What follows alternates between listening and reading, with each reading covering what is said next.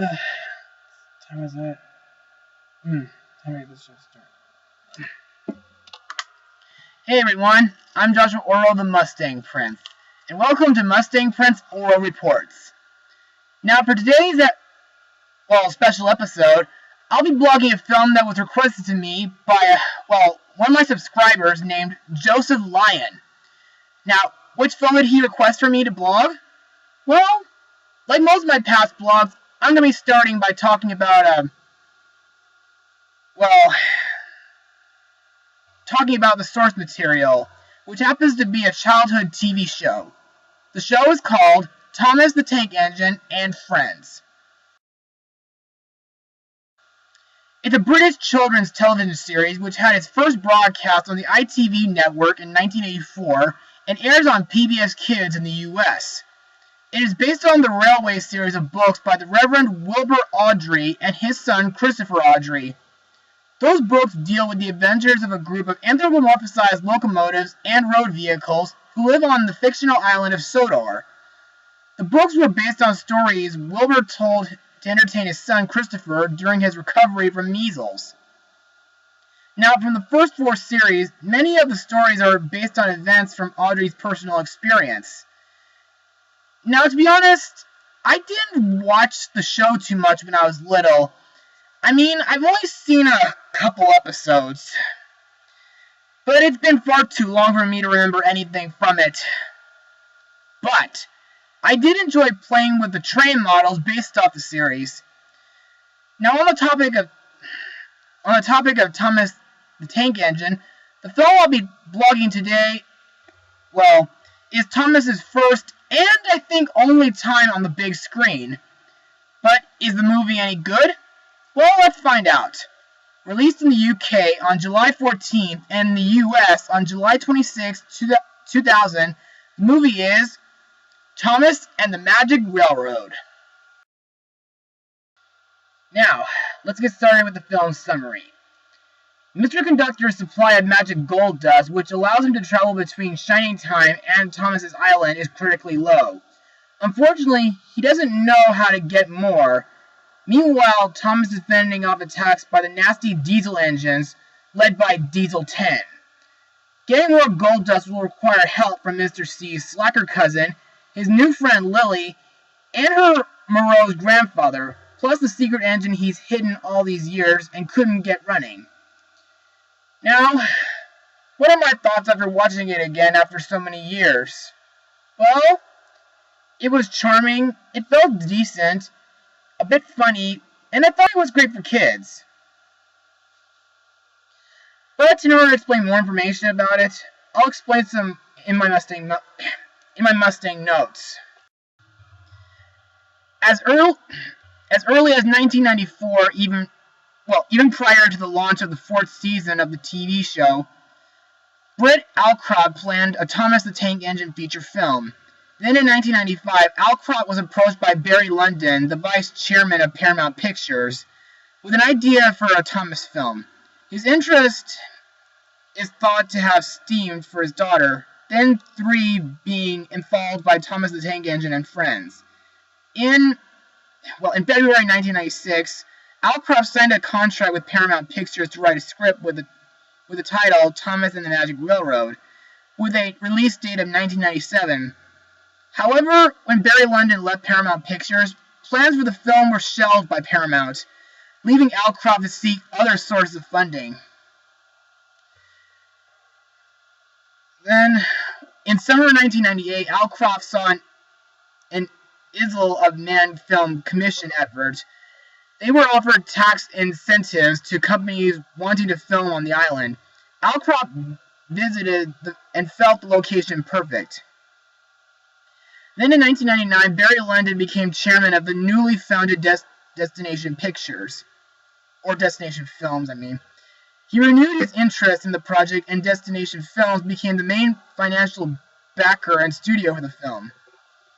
The movie was filmed at the Strasburg Railroad in Strasburg, Pennsylvania, USA, as well as in Toronto, Ontario, Canada, and on the Isle of Man.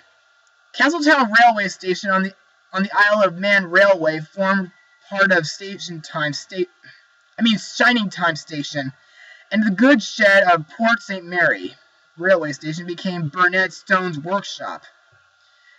Running shots of the Indian Valley train were filmed at the Strasburg Railroad location. The large passenger station where Lily boards the train is in Harrisburg Transportation Center. Norfolk and Western 480475 was repainted as the Indian Valley locomotive. Sodor was realized using models and chroma key. Models were animated using live-action remote control as on the TV show. The model sequences were filmed in Toronto, Canada, instead of Shepperton Studios, the home of the original TV series. However, several of the show's key staff were flown over to participate. The Magic Railroad was created using models, CGI, and color water matte paintings. Now, there isn't that much extra for me to say, but I do like the interaction between the live-action actors and the trains themselves. And also, it does feel like the TV show while you watch it. So, let's move on to the cast of this film. Let's start with the voice actors. Our main hero, Thomas the Tank Engine, is voiced by Eddie Glenn. Now, in my opinion, Thomas is a likable character, and by listening to how he speaks, it makes me feel like he is a very determined character, and he's really dependable too. And that's all I need to say about him. So, now let's skip the rest of Thomas's gang and move on to the new character of this film. Sorry, it's just that the rest of the gang are they don't serve too much in this film. No offense, guys. The first new character I want to talk about is Diesel 10, voiced by Neil Crone.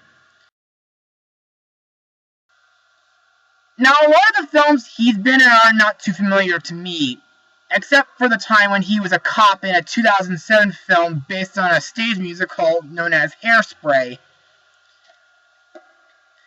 Diesel 10 serves as the main villain for the film.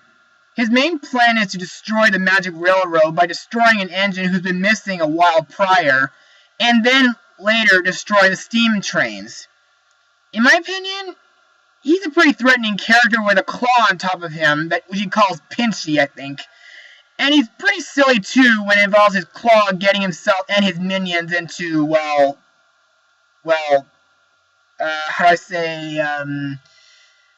mischief. Or making themselves look like shenanigans. You might know what I mean. The next character I want to talk about is Lady, voiced by Britt Allcroft. She's a very important character in the film. She's a lost engine, and she also supplies energy for the Magic Railroad, and she's also the source of the gold dust that Mr. Conductor and his cousin uses in order to get to Shining Time and Sodor.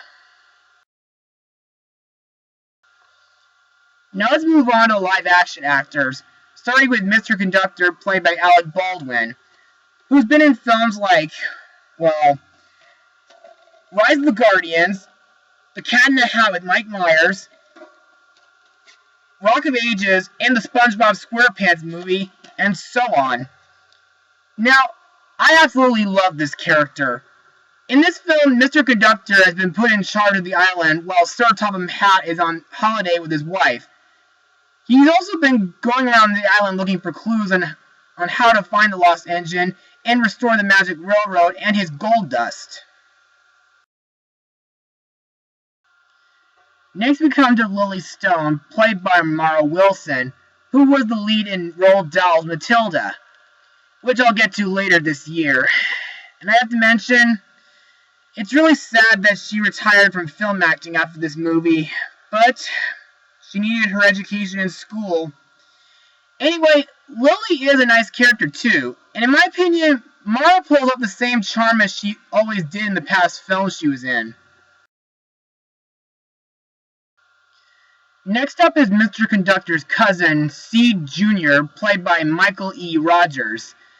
This guy used the same gold dust that his cousin uses, and he gave Lily transport to Sodor with it.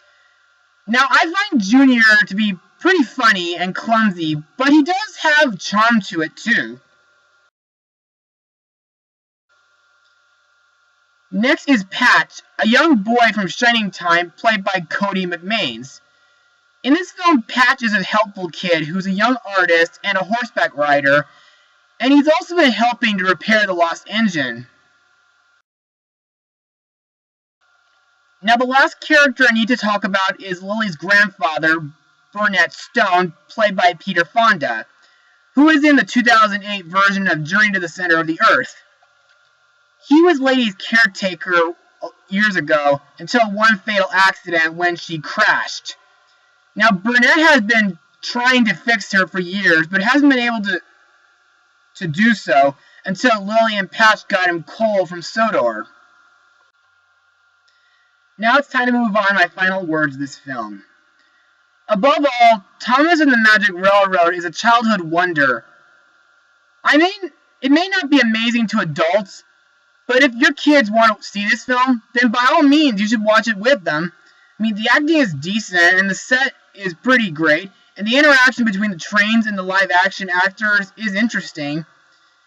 As for my final rating, I give this film a 67% out of 100. It's fun to watch if you're a Train or a Thomas fan, but I wouldn't call this film a masterpiece, though. Well, that's it for today, gang. I want to thank Joseph Lyon for requesting this film, and I hope he enjoyed this blog. As for the rest of you viewers, be sure to tune in next time. Mustang Power!